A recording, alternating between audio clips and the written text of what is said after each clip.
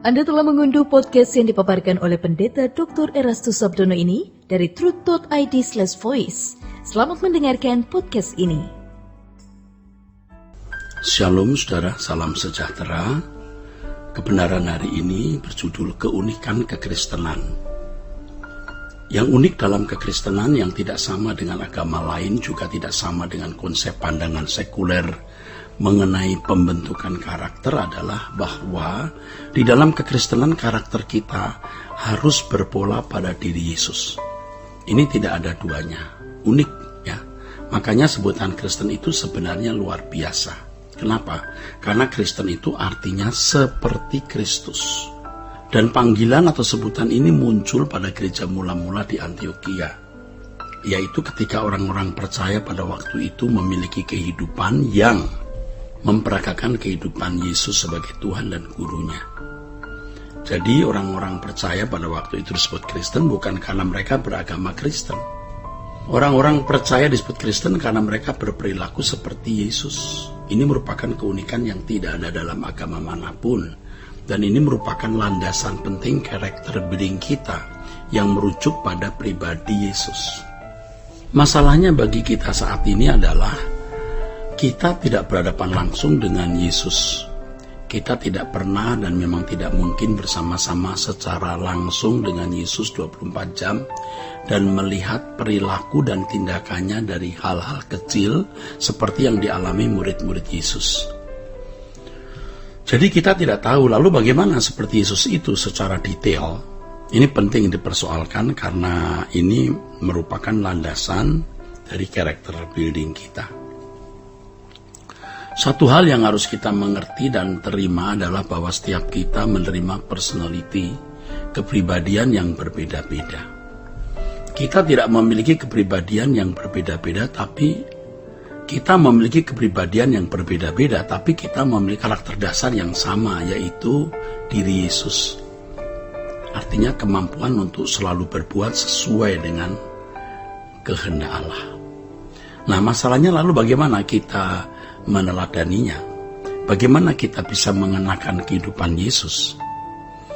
Ketika Yesus berkata, "Jadikan semua bangsa muridku," di situ sebenarnya termuat panggilan agar setiap pribadi itu menjadi murid Tuhan Yesus.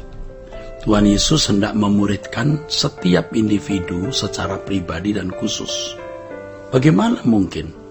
Ya tentu saja bisa, karena Roh Kudus dimeteraikan di dalam diri kita. Sama seperti yang dikatakan dalam Yohanes 14 ayat 26, bahwa ia adalah penolong, helper, yang diutus oleh Bapa dan Tuhan Yesus di dalam kehidupan orang percaya untuk menuntun kita kepada seluruh kebenaran Allah. Jadi istimewanya setiap orang Kristen adalah dapat mengalami perjumpaan langsung dengan Tuhan. Tentu melalui Roh Kudus. Agar setiap orang percaya dibimbing oleh Roh Kudus untuk menjadi manusia yang unggul, berkarakter seperti Bapa atau serupa dengan Yesus. Ini keunikannya, saudara. Jadi kalau agama-agama lain mereka memiliki ukuran karakter yang berdasarkan kitab-kitab mereka atau hukum-hukum mereka. Contohnya orang Yahudi memiliki Taurat sebagai pedoman pembentukan karakternya. Perilakunya pasti perilaku Taurat. Karakternya berdasarkan Taurat. Tetapi keberadaan batiniah mereka tidak bisa digali.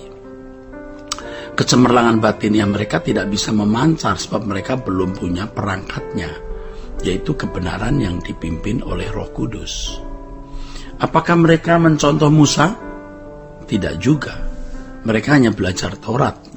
Kita tidak pernah membaca dalam Alkitab Perjanjian Lama secara jelas bahwa mereka harus mencontoh hidup Musa.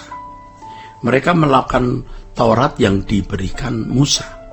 Tentu kehidupan Musa bisa diteladani, tetapi mereka memiliki hukum Taurat yang cukup menjadi way of life, ya, jalan hidup mereka. Lalu bagi orang Kristen, bagaimana? Tentu karena kita berakar pada Perjanjian Lama, 10 perintah Allah itu menjadi pembimbing atau tutor pertama dulu.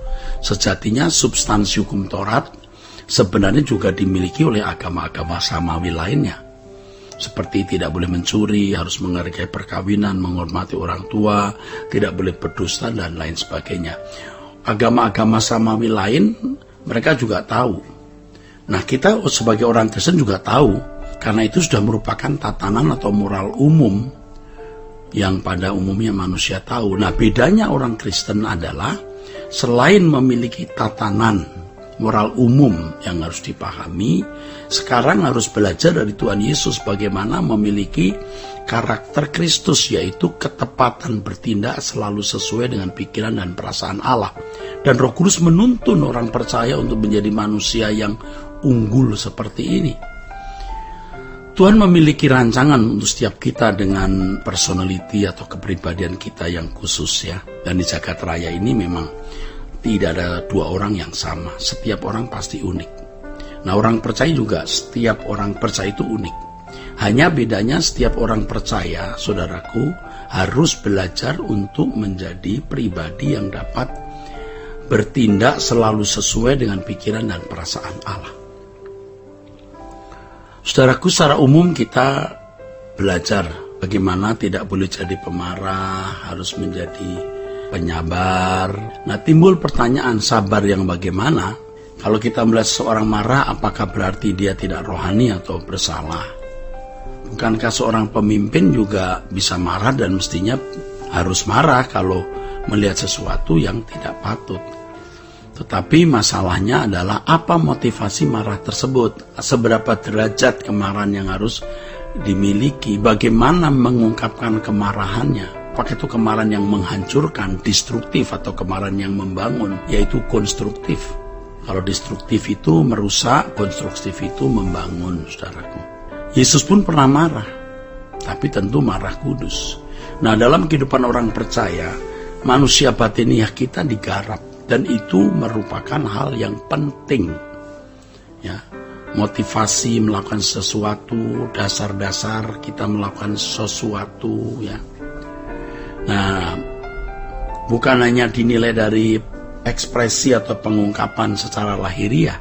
Jadi kalau orang kelihatannya sabar, lemah lembut, bukan berarti dia seorang yang benar-benar berkenan kepada Allah. Sebab motivasi orang melakukan sesuatu itu yang dinilai juga oleh Allah. Kalau ekspresi luar, orang bisa pura-pura, saudara. Ya, bisa munafik. Tetapi sikap batin itu jelas nilai yang dilihat oleh Tuhan. Alkitab mengatakan bahwa Yesus adalah pribadi yang lemah lembut. Lalu timbul pertanyaan, lemah lembut itu apa ya? Apakah lemah gemulai?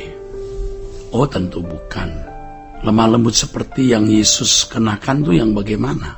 Nah, ternyata baru kita mengerti setelah kita belajar bahwa lemah lembut itu artinya orang yang menerima orang lain sebagaimana adanya dan tidak menuntut orang menjadi seperti yang dia ingini. Orang yang lemah lembut, orang yang rela diperlakukan tidak adil, orang yang tidak membalas kejahatan dengan kejahatan. Jadi bukan soal penampilan lahiriahnya lemah gemulai, suaranya lemah lembut, ya, seperti berbisi. Oh, bukan, sama sekali bukan. Tetapi sikap hati yang benar. Nah, bicara mengenai sikap hati, saudaraku, tentu hanya Tuhan yang bisa melihat atau hanya Tuhan yang tahu, saudara. Nah, Roh Kudus menuntun orang percaya memiliki sikap hati yang benar atau manusia batiniah yang benar.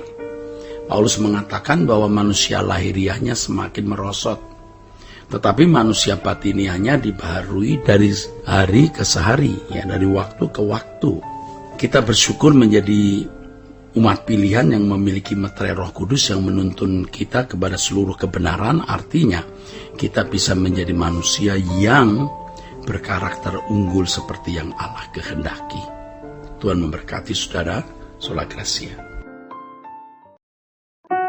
Untuk berlangganan renungan harian dalam bentuk cetak, silakan hubungi Truth Literatur di nomor telepon 0878 7870 7000. Untuk mendapatkan CD khotbah, MP3 renungan Truth, dan CD album lagu produksi Sola Gracia, Anda dapat menghubungi di hari dan jam kerja di nomor telepon 021 638 60953. Tuhan Yesus memberkati.